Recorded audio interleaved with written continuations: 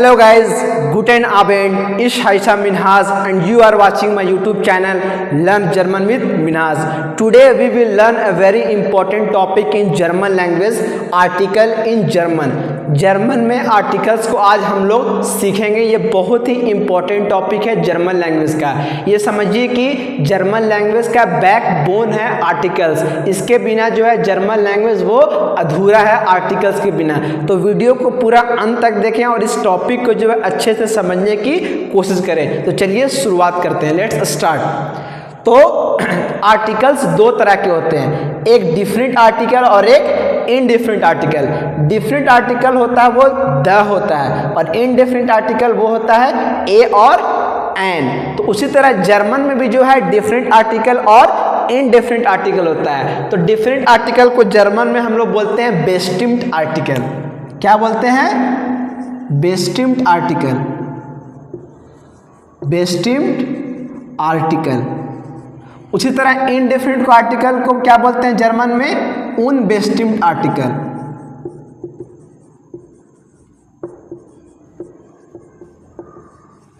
उनबेस्टिम्ड article. अब हम लोग इस टॉपिक को अच्छे से समझेंगे कि डेफिनेट आर्टिकल और इनडेफिनेट आर्टिकल क्या होता है जर्मन में। तो पहले हम लोग द को अच्छे से समझने की कोशिश करेंगे। द को जो है जर्मन में तीन कैटेगरी में रखा गया है। पहला देयर, दूसरा दी और तीसरा जो है वो है दास। ये तीनों का मतलब जो है द ही होता है। क्या होता है? द ही होता है। लेकिन अब आप पूछेंगे कि सर देयर का यूज़ हम लोग कहाँ पर करेंगे, दी का यूज़ हम लोग कहाँ पर करेंगे, दास का यूज़ हम लोग कहाँ पे करेंगे? ये तो तीनों का मतलब जो है द ही होता है। तो फ्रेंड्स आप लोग बिल्कुल भी घबराइए मत, आप लोग को बहुत अच्छे तरीके से मैं समझाऊंगा। तो देयर जो है ये मस्कुलिन नाउन के पहले आता है। कहाँ पर आएगा?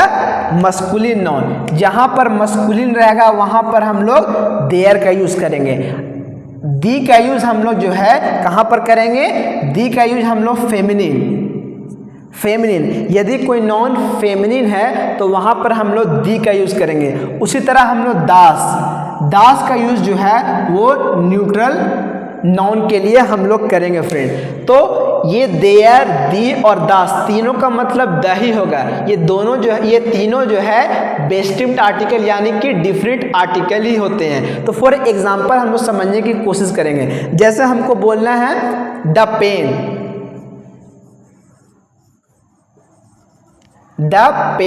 तो द पेन है, पेन के पहले जो है द आया हुआ है, तो इसके लिए हम लोग देयर का यूज करेंगे।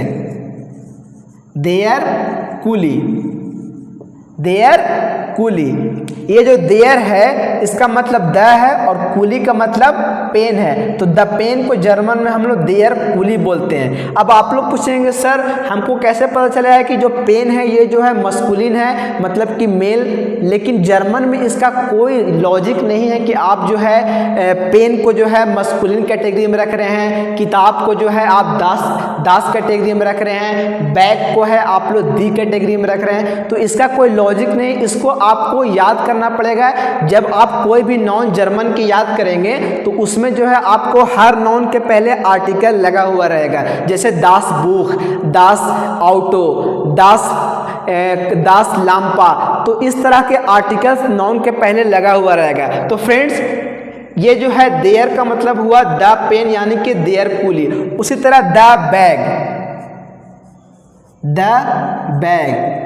द बैग को जो है जर्मन में हम लोग बोलते हैं दी टाशा। क्या बोलेंगे? दी टाशा। उसी तरह दास का एग्जांपल देखते हैं द बुक को जर्मन में बोलते हैं दास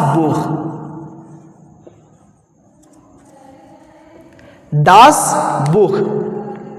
तो सबके पहले द लगा हुआ है, the pen, the bag, the book. लेकिन देखिएगा कि आप लोग तीनों में जो है चेंज क्या हो रहा है? इसमें देयर लग रहा है, इसमें दी लग रहा है, इसमें दास लग रहा है। तो हर नाउन के पहले, जैसे पेन एक नाउन है, बैग एक नाउन है, बुक एक नाउन है और सबके पहले द लगा हुआ है। लेकिन जर्मन में हम लोग देख रहे हैं कि द पेन का देयर कुली हो जा रहा है, द बैग का दी टाशा हो जा रहा है, द बुक का दास बुक हो जा रहा है। तीनों में जो है चेंज हो जा रहा है, देयर, दी और दास। तो इसको आपको याद करना पड़ेगा। जब भी आप नाउन याद करेंगे तो उसके पहले जो आर्टिकल लगा रहेगा उसको आपको रटना पड़ेगा, याद करना पड़ेगा। उसका कोई लॉजिक नहीं है, इसको आपको रटना ही पड़ेगा। तो फ्रेंड्स, इसको आप लोग जो है अच्छे से समझ लीजिए कि द को जो है देयर भी बोलते हैं, दी भी बोलते हैं, दास भी बोलते हैं। लेकिन देयर का यूज मस्कुलिन के लिए, दी का यूज फेमिनिन के लिए और दास का यूज न्यूट्रल के लिए हम लोग करते हैं। तो अब हम लोग नेक्स्ट पढ़ेंगे ए और एन। ए और एन इन डिफरेंट आर्टिकल।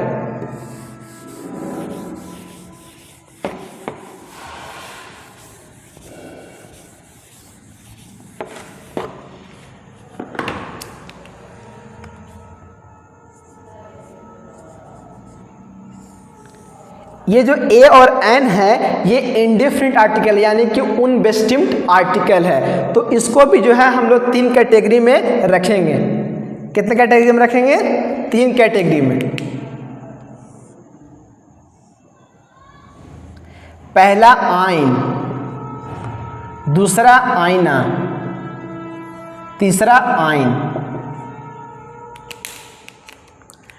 तो फ्रेंड, ये जो आइन है ये मस्कुलिन नाउन को रिप्रेजेंट करता है और ये जो आईना है ये फेमिनिन को और ये जो आइन है ये न्यूट्रल को। तो फ्रेंड, आइन और आइन में क्या डिफरेंस है? तो वो जो है आपको जब आप नाउन पढ़ेंगे तो आपको सारी चीज़ समझ में आने लगेंगी कि कहाँ पर आइन यूज़ करना है, कहाँ पर आईना यूज़ करना है। तो ये जो आइन है ये मस्कुलिन के लिए, ये आईना फेमिनिन के लिए और न्यूट्रल के लिए भी आइन ही यूज़ करते हैं। तो हम लोग एक चार्ट बना लेते हैं जिससे आप जल्दी से कॉन्सेप्ट को समझ जाएंगे। तो चलिए चार्ट हम लोग बनाते हैं।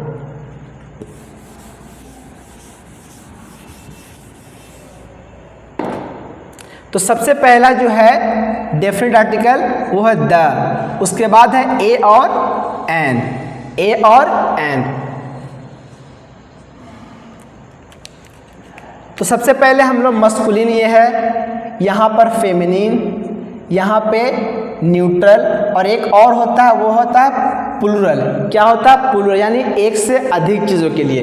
तो 4 जेंडर होते हैं, मस्कुलिन, फेमिनिन, न्यूट्रल और प्लूरल। तो मस्कुलिन के लिए जो है हम लोग देयर का यूज़ करते हैं। किस चीज़ का यूज़ करते हैं? देयर का। देयर का यूज हम लोग मस्कुलिन के लिए करते हैं। फेमिनिन के लिए हम लोग दी का यूज़ करते हैं। किस चीज़ का यूज़ करते हैं? दी का। न्यूट्रल के लिए हम लोग दास का यूज़ करते हैं, दास का यूज़ करते हैं। प्लूरल के लिए हम लोग दी का यूज़ करते हैं। जैसे मुझे बोलना है द पेन तो हो जाएगा देयर कुली।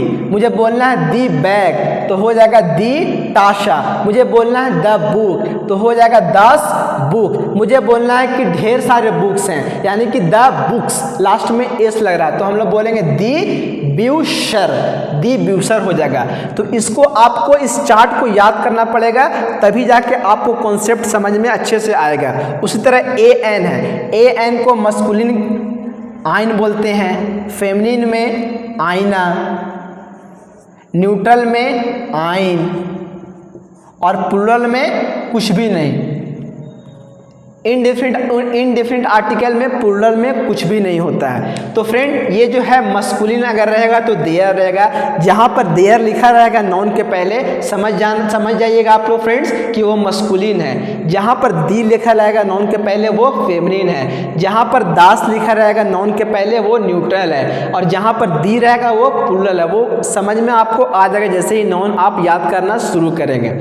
उसी तरह ए एन है अनबेस्टिम्ड आर्टिकल। इनडिफरेंट आर्टिकल में आइन जो है मस्कुलिन के लिए यूज होता है, आईना जो है फेमिनिन के लिए यूज होता है, आइन जो है न्यूट्रल के लिए यूज होता है और प्लूरल के लिए कुछ भी यूज नहीं होता। आप जो है उसको प्लूरल बनाने के लिए अलग सा रूल होता है, वो मैं आगे बता दूंगा। जैसे जैसे आप लेसन को सीखते चलेंगे वो आपको धीरे धीरे सारी चीज़ आपको कवर होना शुरू हो जाएगा, सारी चीज़ आपको धीरे धीरे समझ में आने लगेगा। तो फ्रेंड्स ये रहा आर्टिकल्स इन जर्मन के आर्टिकल्स। तो एक बार मैं फिर से अच्छे से रिवीजन करवा देता हूँ। मस्कुलिन के लिए देयर यूज करेंगे, फेमिनिन के लिए दी, न्यूट्रल के लिए दास, प्लूरल के लिए दी।